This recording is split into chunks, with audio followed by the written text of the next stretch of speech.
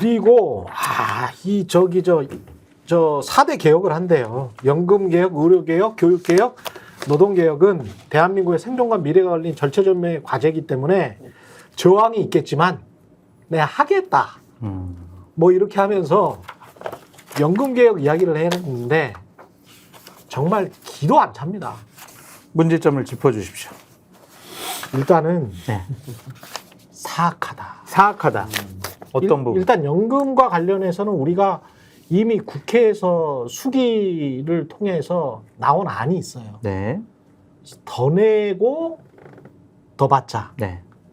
더 내고 더 받자를 민주당도 찬성을 하고 국민의힘도 일부 찬성해서 그 수치 가지고 더 받는 수치 가지고 막 싸웠거든 막판에. 네. 그래서 마지막에 이재명 대표가 그래 국민의힘 안 뭐 한 0.5% 덜 받는 안, 그러니까 더 받기는 하지만 원래 안보다는 덜 받는 안, 그렇게 가자라고 하니까 국민의힘에서 거기서 이제 꼬리를 내리면서 그렇죠. 이제 후지부지 됐잖아요.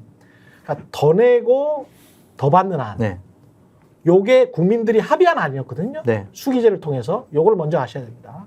그리고 그 한 40% 정도는 더 내고 똑같이 받자 네. 였어요. 그러니까 55% 정도가 더 내고 더 받자. 네.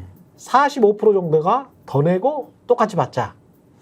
지금 윤석열 정부가 자동 안정화 장치라는 거를 도입을 하겠다라고 하면서 네. 사실상 말하는 거는 더 내고 덜 받아라입니다. 이게 가장 핵심이에요. 여기에는 안 나와 있는데. 여기에는 그 말이 안 나와 있어. 그 말이 안 나와 있지만 자동 안정화 장치라는 거는 조선일보도 찾아보세요.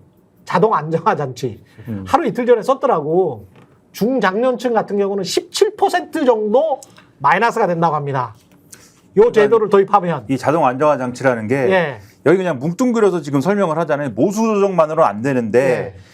그러면 모수 조정을 어떻게 하겠다는 거냐는 지금 대통령이 얘기를 안 했잖아요. 그 모수 조정을 지금 자동 안정화 장치로 대체를 하는 개념이에요. 그래서 자동 안정화 장치라는 거는 이 모수 조정이라는 거에 해당하는 보험료를 얼마나 낼 것이냐와 얼마를 지급하느냐의 이 구조를 네. 어떻게 결정하냐면 이 경제 성장률이라든가 그리고 그 시점에 그것을 결정하는 시점이 어떤 여러 가지 경제 상황이라든가 물가라든가 이런 것에 연동해가지고 그것을 결정할 수 있도록 한다. 요 얘기입니다. 근데 지금 이 모수조정에서 보험료율은 몇 %로 한다. 근데 소득대체율은 몇 %로 한다. 요거는 고정돼 있는 거잖아요. 그러니까 그렇지. 경제 상황과는 별개로 나는 얼마를 받는다라는 거를 예상 가능하게 알 수 있는 건데 자동 안정화 장치를 도입을 하면은 앞으로의 경제 상황에 따라서 경제가 안 좋아지면 나는 돈을 더 내고 덜 받아야 되는 상황도 될 수가 있고 경제가 엄청 좋아가지고 우리나라가 대왕고래가 터져가지고 막 자원 부국이 되고 이러면은 덜 내고 더 받을 수도 있고 막 이런 거겠죠. 근데 우리가 뭐 앞으로 계속 경제가 어쨌든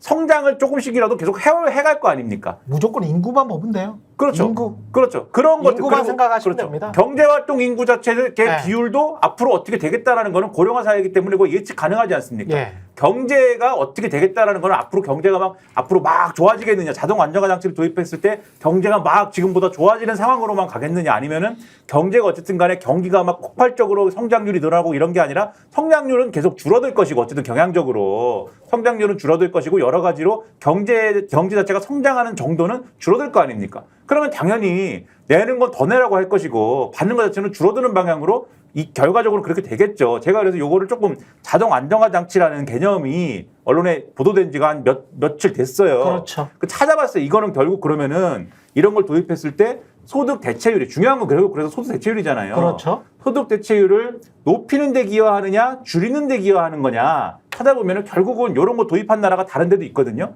결국은 줄이는 데 기여하는 것을 목표로 하거나 그러한 효과를 도출되도록 설계된 제도이다라고 우리가 결론을 내릴 수밖에 없고 다른 나라에 이런 걸 도입한 경우를 보면은 대체적으로 OECD 국가 중에는 소득 대체율이 높은 국가들이에요. 그러니까 이런 거를 결론적으로 보면은 모수 조정의 부분에 있어서 지금 말씀하신 것처럼 사실 하고 싶은 얘기는 더 내고 덜 받아야 돼라고 하고 싶은데 그 얘기를 직접적으로 하기 싫으니까 이 자동 안정화 장치라는 걸 도입해가지고 합리적으로 결정하겠습니다.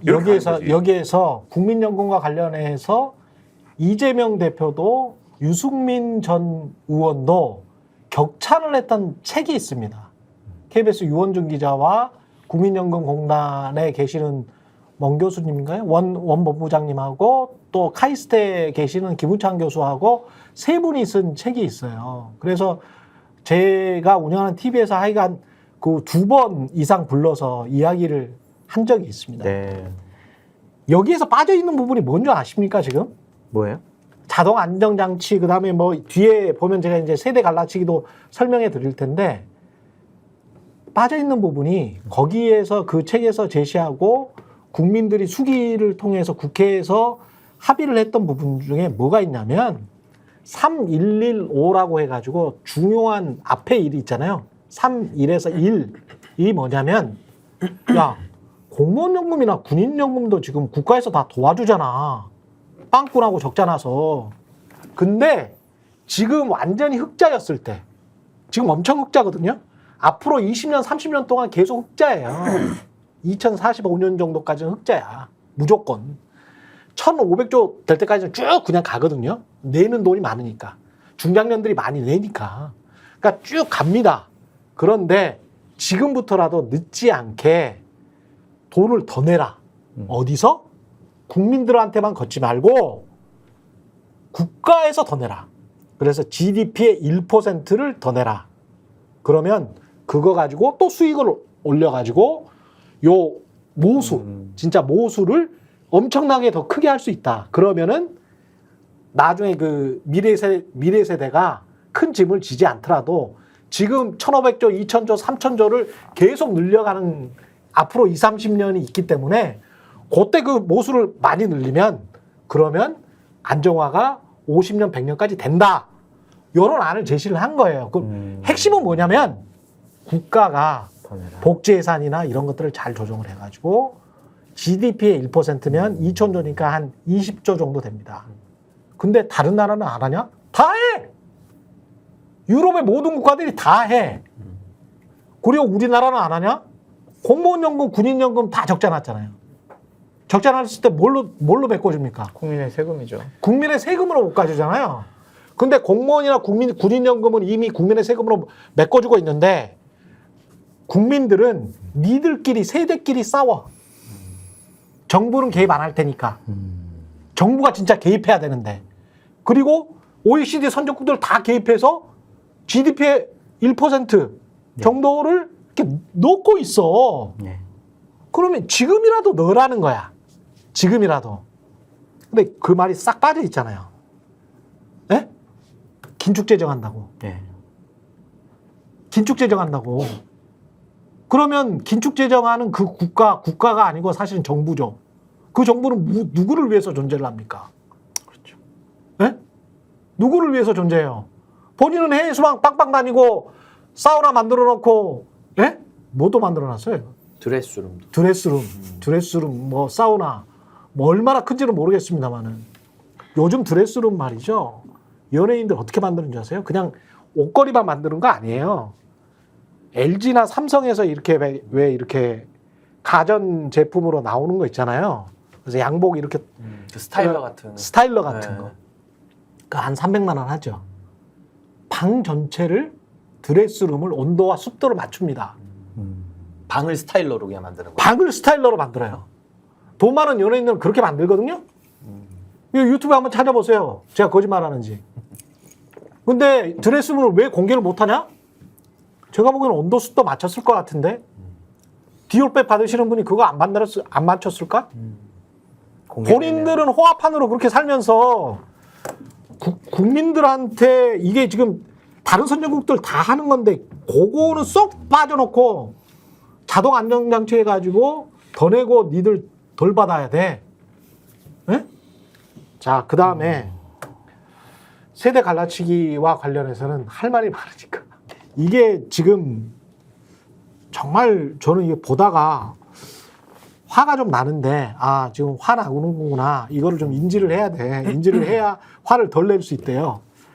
보십시오. 이게 두 번째는 청년 세대와 중장년 세대의 보험료 인상 속도 인상은 다 시켜. 근데 인상 속도를 중장년 세대는 1% 하면 청년 세대는 0.5%씩 하겠다 이런 말이에요. 예. 올해 내니까. 예, 올해 내니까 음. 그런 식으로 따지면 네. 자 이게 이제 공정한 뜻 보이시잖아요. 이 논리가 그거거든요. 그 말씀 잘해주셨어요. 뒤에 보면 네. 어르신들은 있잖아요. 네. 아무 말이 없습니다. 아무 말이 없어. 어르신들은 기존 혜택 그대로 받으실 수 있습니다. 이게 뭘 의미하는 줄 아세요? 국민연금이 언제부터 도입됐습니까? 건보료는요. 국민건강보험제도는 박정희 때 1977년인가 도입됐거든요. 네. 이 국민연금은 전두환 때 1987년인가 6년인가 도입됐을 거예요. 그때 처음 도입됐을 때 공무원들, 대기업 이렇게 차례로 도입됐어요. 그래서 90년대 초반 들어야 전국민 제도가 도입이 돼요. 그러면 그 이후에 그 가입을 안 했던 사람들 있잖아요. 국민연금 가입 안 했던 사람들 돈을 줬을까요? 안 줬을까요? 안 줬죠. 줬어요. 줬어요? 가입을 안 했는데 어떻게? 60세 이상만 넘어가면 돈을 줬고요. 그 다음에 그냥 줬다고요? 그렇죠. 조금이라도 가입을 그 몇 푼이라도 했잖아요. 그럼 또 돈을 줬어요. 네. 그래서 국민연금이나 건강보험제도를 통해서 주로 독재 정권에서 왜 이 제도를 공산주의적인 제도라는 비난까지 받으면서 왜 이 제도를 만들었냐? 정통성이 없으니까 만들었거든. 그러면서 막 뿌려줘 버렸어요. 처음에. 막 뿌려줘서 처음에 도입됐을 때 어르신이었던 분들은 물론 기대 수명 때문에 그렇습니다. 과학적으로 말하면 그때 당시에는 60세 그렇죠. 환갑잔치하고 그랬잖아요. 지금은 환갑잔치 아무도 안 하잖아요. 그러니까 그때는 60세, 65세 되시면 돌아가실 거라고 생각해가지고 막 뿌려주는 제도를 도입한 거야. 왜냐면 금방 5년 후에 10년 후에 돌아가시니까. 근데 그 상황이 안 됐잖아. 그리고 난 다음에 이거를 그때 준 혜택을 걷어갈 수는 없잖아요. 그러니까 한 번 준 혜택을 받으신 어르신들은 지금 계속 받는 거예요. 근데 이 어르신들의 특징이 뭡니까? 윤석열 대통령의 열렬 지지자들이 있어요. 그게 기초연금이고 노령연금이고 그런 그렇습니다. 식으로 주는 거죠? 그렇습니다. 그래서 계속 주는 것이고 기초연금은 월 40만 원 목표로 임기 내 인상을 약속드린다. 이번에도 이렇게 이야기를 하잖아요. 월 40만 원이라는 게 어떤 거줄 아십니까? 국민연금 10년 내보세요. 월 40만 원 받으실 수 있는지. 쉽지 않습니다. 어지간히 평균 소득이 되지 않으신 분들은 10년을 넣어야 받을 수 있거든요. 연금을, 국민연금을. 지금 뭐 청년이고 중년이고 장년이고 다 마찬가지입니다. 근데 기초연금이라는 거는 그냥 그 어떤 자산이나 소득이 그 이하인 어르신들은 다 받는 거잖아요. 근데 이게 공적연금을 못 받으시는 분들에게 주는 거잖아요. 그렇죠. 이거는. 그러니까 네. 국민연금을 꾸준히 내왔던 어르신들, 중장년층들은 야 나는 돈을 계속 내왔는데 못 받고. 나는 38만 원 받는데 내가 가난해지면 40만 원 받네? 공정한가? 이 싸움이 붙을 수밖에 없어요. 근데 여기에서 기초연금 월 40만 원 임기 내 인상 약속 이거는 본인 지지층에 대해서는 챙기겠다. 전폭적으로 지지했던 60대 후반 이상 70, 80은 다 챙기겠다. 청년과 중장년층은 갈라치기 하겠다. 중장년은 보험료 확 올리고 게다가 자동 안정장치까지 도입해서 덜 받게 해줄게. 너희들은 나한테 표 안 줬으니까. 네. 너희들 40, 60 초반까지는 뜨거운 맛을 보게 될 것이야. 청년들은 잠시 속여. 네. 차등으로 너희들은 내는 속도를 줄일 거야. 네. 하지만 뒤에 뭐가 있냐? 자동 안정화 장치가 있지. 그래서 이 사람들이 65세 이상에서 얼마를 받게 될지는 몰라. 왜냐면 윤석열은 그때 없어. 없어. 언제까지 사실지는 모르겠지만 책임 안 져도 되는 나이야. 책임을 물을 수가 없죠 윤석열한테 지금. 그렇죠. 그리고 또 하나 보이는 게 이렇게 지금 설계를 해놨네. 또 하나 보이는 게 이제 연금에 대해서 얘기하라고 그러면은 크게 전문가들이 이제 두 가지 의견으로 나눠지는 것 같아요. 크게 그냥 나누면 첫 번째가 이제 소득 보장, 그러니까 언론의 표현에 따르면은 소득 보장파가 있는 거고 재정 안정파가 있는 거지 않습니까? 예. 쉽게 얘기하면은. 그러니까 어쨌든 간에 어떤 수단을 쓰든지 간에 소득 보장을 해주는 게 국민연금으로 소득 보장을 하는 게 중요하다라는 축이 있고 또 한축에서는 이 기금 소진이나 이런 것들이 중요하기 때문에 재정 안정이 더 중요하다. 이런 이제 생각이 있고 두 가지 생각이 있는 것이거든요. 그렇죠. 그래서 그게 앞서 말씀하신 국회에서 합의를 이제 할 때에는 더 내고 더 받자라는 축과 더 내는데 그냥 받은 대로 받자라는 똑같이 축으로 받자. 그렇죠. 그게 두 개로 이제 나눠진 거고 실제로 근데 재정 안정파의 주장은 더 내고 덜 받자가 있는 것이고 원래는 그다음에 소득 보장파의 주장은 지금대로 내더라도 더 받자가 있는 것이고 극단화하면 이렇게 원래 있는 건데 그렇죠. 근데 잠깐만 요 이해할게. 그 국회에서 합의했던 안들은 어떤 안이라도 국민을 갈라치게 하고 세대를 갈라치게 하고 분열하고 갈등을 책동하는 안이 아니야. 그 그냥 얘기인데 순수한 안이야. 그게 네. 그 얘기가 결국 그래서 지금 소득 보장파와 재정 안정파가 국회 그 합의할 때 다 붙은 거예요. 그 두 가지 주장이 그렇죠. 다 붙어가지고 결국은 소득 보장파에 약간 기울어진 형태로 결론이 그렇죠. 난 겁니다. 이 얘기가. 그렇습니다. 그렇게 돼서 결론이 나온 거였는데 지금 윤석열 대통령 얘기 보면은 앞서도 쭉 정리를 해드렸지만 재정 안정파 쪽으로 다시 기울어진 얘기거든요. 결국은 이 자동 안정장치 얘기도 그렇고 그 다음에 지금 이 세대별로 이 연금 이 속도와 이 액수를 이 차등화하겠다라는 얘기도 결국은 재정 안정파에 가까운 얘기인 거잖아. 이 얘기도 왜 차등화하느냐라고 물어보면은 결국은 이제 기금 고갈 얘기를 하는 거지 않습니까? 요걸로 이제 기울어진 얘기를 하는 건데 그러면 이제 요거를 얘기하면 반발하겠죠 한쪽에서. 그렇죠. 반발을 할 것을 예상을 하는 것 같아요. 제가 볼 때는. 그렇기 때문에 뭘 딱 넣어놨냐면 국가가 지급을 보장한다는 것을 법률에 명문화자 이걸 딱 넣어놨어요. 이건 그렇죠. 뭐냐면 네. 요거는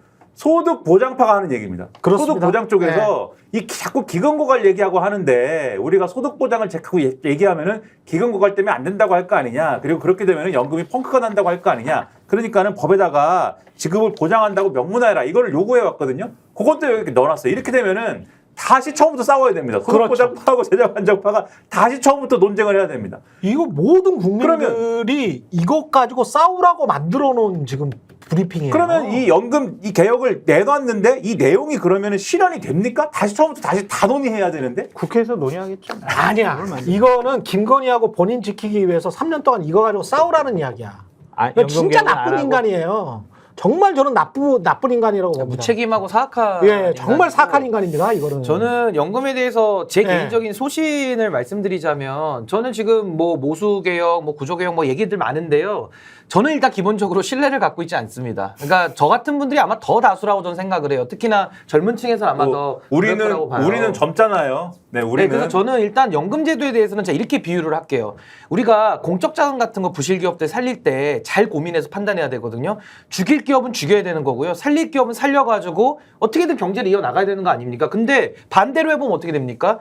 죽이는 게 맞는 기업인데 거기다가 돈을 쏟아부으면은 살리지도 못하고 돈도 써버리는 거거든요. 그렇습니다. 저는 이 연금에 대해서는 딱 그 꼴이라고 저는 봐요. 이 연금제도는 좋은 목적으로 출발했죠. 근데 그 전제가 다 틀어졌습니다. 당시에는 그래도 인구를 2명 정도는 애를 낳겠다. 그 계산법으로 다 해놨는데 지금은 대한민국이 한 40년 지나니까 0.7이요. 출산율이 0.6인데 이제 앞으로 0.5, 0.4로 제로로 수렴하고 있어요. 근데 이거를 갖다가 뭐 아랫돌 빼서 윗돌 괴고 어떤 머리를 써도 이게 안 되는 거거든요. 그리고 아까 앵커님 말씀하신 대로 세대 간에 논쟁이 붙으면 이거 완전히 양보 없는 싸움을 해야 되는 거고 절충을 할 수가 없어요. 그럼 저는 어떤 대안이냐면 연금제도의 실패를 인정하자는 겁니다. 실패했습니다, 이 제도는. 그걸 인정해야 저는 해결책이 나온다고 보고 그럼 실패했으면 어떻게 청산할 것이냐. 연금제도는 지금 의무가입으로 돼 있거든요. 저는 의무제를 풀어야 된다고 봅니다. 그래서 저는 선택권을 국민에게 줘서 네. 지금 재정 상태와 이 현실을 알려주고요. 믿고 가겠다는 사람은 계속 가면 됩니다. 그리고 저처럼 불신이 큰 사람들은 나올 수 있는 권리도 줘야 되는 거예요. 근데 지금은 국가가 다 같이 죽자. 우리는 거의 무슨 전체주의예요. 이것도 연금 전체주의. 다 죽자 이래가지고 아무것도 해결하지 못하면서 시간만 끌고 시한폭탄을 언젠간 터지게 만들고 있거든요. 그럼 저는 대안이 뭐냐. 연금의 실패를 인정하고 선택권을 줘서 탈퇴를 열어주자. 그리고 저는 연금의 기능이라는 사회보장 차원에서의 기능은 어르신들만 지금 필요한 게 아니라 젊은 사람들도 필요해요. 생각해 보십시오. 일자리가 없습니다. 무인화가 돼가지고 지금 셀프 주유소 도입되니까 주유소 알바할 자리도 없어요. 그럼 젊은이들은 어떻게 먹고 삽니까? 그럼 저는 젊은이들은 돈만 일단 내고 나중에 받을 거야 라고 신기루로 속일 게 아니라 정직하게 얘기해서 미래 일자리, 국가가 일자리 더 늘릴 수도 없다. 한계가 있다. 무인화된다. 그러면 앞으로 저는 이재명 대표가 얘기하는 기본소득에는 제가 반대하지만 기본소득 개념을 저는 구조개혁을 전제로 맞트레이드를 한다 그러면 전 이걸 뭐 제 나름대로는 뭐 동행소득 이렇게 얘기도 하긴 하는데 그런 식의 기본소득 개념을 구조개혁과 저는 맞물리게 도입을 하는 식으로 해가지고 전 국민들에게도 연금에 같은 기능을 줘야 되는 거예요 사실은. 그래서 저는 지금의 연금제도의 실패를 인정하고 기본소득의 개념을 저는 뭐 동행소득으로 부르든 구조개혁을 전제로 한 소득 그걸 저는 전 국민에게 줘야 된다는 생각이 들고 그럼 구조개혁이 뭐냐 노동개혁과 복지개혁과 연금개혁을 같이 해야 됩니다. 해서 저는 맞트레이드식으로 전 국민에게 재정이 허락되는 범위 내에서 연금의 기능을 대체하는 것을 수혜를 줘야 된다. 근데 지금 젊은 사람들은 일자리 없어져가지고 일자리를 못 구하고 있거든요. 근데 어르신들만 먼저 연금 받겠다라고 하면서 젊은 사람들은 돈만 내라는 식으로 구조개혁을 가면 전두환 대통령이 도입했던 시대와 지금 시대는 하늘과 땅같이 아예 전제가 다 바뀌었다. 전 이걸 좀 전제하고서 논의를 했으면 좋겠습니다. 짧게 말씀드리면 연금개혁 해야 된다는 생각이 드는데 이 오늘 말씀에 빠진 것들이 있잖아요. 많죠. 군인, 공무원, 사학연금 이거 더 큰 문제거든요. 왜 그게 더 큰 문제냐면 네. 그거는 국가의 세금으로 들어가잖아. 부족분을 지금 메꿔주고 있거든요. 그런 말도 쏙. 근데 다 그거는 빼지. 안 해 지금. 예. 그러니까 이게 과연 맞느냐 그런 생각이 좀 들고 저는 공무원 연금을 받게 되거든요. 좋겠습니다. 60살부터. 최고다. 와. 근데 저는 네. 공무원 연금이 지속 별정직을 오랫동안 하셔갖고 그렇군요. 네. 좋겠습니다. 공무- 너무 부럽네. 근데 전 문제점을 인식하고 있는 게 뭐냐면 네. 지속 가능하지가 않을 것 같아요. 왜냐하면은 네. 현실적으로 말씀드리면 제가 80 조금 넘어서 우리나라 네. 평균 수명 산다고 하면은 제가 낸 금액의 3.5배를 받아요. 그렇죠. 그게 가능하겠냐고. 공무원 연금이랑 군인 연금이 그런 네. 식이지. 그래서 특히 이거는 군인 연금은 더 그런- 세금으로 더 그렇지. 메꿔주니까. 그렇지. 네. 군인 공무원 연금을 손보지 않고서는 네. 우리나라 재정도 파탄나고 네. 국민연금 받는 분들은 뭐야 나보다 5배는 더 받네. 이렇게 사회적인 갈등을 불러일으킬 수밖에 없어요. 그러니까 아까 말한 그 GDP의 한 1% 정도를 투입할 수밖에 없다. 또는 이제 공무원이나 국민연금, 사학연금 등과 통합하자. 국민연금을 통합하자. 어차피 그쪽에 국가 돈이 들어가니까 그런 논의들을 많이 했었는데 그런 게 그런- 없어 지금 여기. 그런 건 없죠. 그런 거 하면은 이제 난리. 더 골치 아파지니까. 근데 이제 저는 신인규 변호사님이 젊은 분들이 이런 생각을 많이 하는 거를 알고 있는데 저는 항상 이렇게 생각을 해요. 저한테 유리한 거를 계속 불리한 걸 계속 추진해야 된다. 왜냐하면 저 같은 경우는 국민연금을 KBS에서 월급 많이 받았기 때문에 건강보험료도 그렇고 국민연금도 그렇고 제일 많이 낸 축에 속해요. 직장인들 중에서. 이게 무슨 말씀을 드리는 거냐면 국민연금도 건강보험료도 소득 재분배의 기능이 있습니다. 네. 그래서 소득이 많은 사람들한테 더 떼가고 네. 그 사람들한테 덜 줍니다. 네. 근데 저는 그게 바람직하다고 봅니다. 저한테 더 떼가지만 사회적으로는. 사회적으로는. 그래서 소득 재분배 기능이 있는 것들을 없애버리는 거는 소득이 많은 사람들이나 우리 사회의 상위 10%들한테만 유리할 뿐 결국은 가난한 사람들 중산층들한테는 불리하다. 그래서 그러니까 저한테 불리한 거는 계속 실시해야 된다. 아니 저는 그래서 금투세도 찬성하는 거예요. 아니 근데 그 부분은 저는 앵커님 말씀이 맞고 네. 저는 그건 굉장히 훌륭하신 생각이라고 저는 네. 생각이 들고 예. 다만 소득 재분배는 전 반드시 필요하다고 보는데 그렇죠. 그걸 연금을 통해서 할 건 아닌 것 같고 그건 조세제도를 통해 가지고 전 소득 재분배 전 더 강력하게 해야 된다고 생각을 해요. 예. 근데 이 연금의 문제는 연금을 놓고 지금 솔직히 해결할 수 있는 이거는 방법이 없거든요. 방법이. 왜냐면은 실패한 제도를 가지고 계속 쥐고 있으니까 해결이 안 되니까 전 이 부분에 대해서는 이 제도를 악용해서 지금 대통령도 계속 세대 간 갈라치기를 하고 있지 않습니까? 그러니까 그런 것보다는 저는 그냥 국민들에게 솔직하게 얘기하는 게 좀 맞다고 봐요.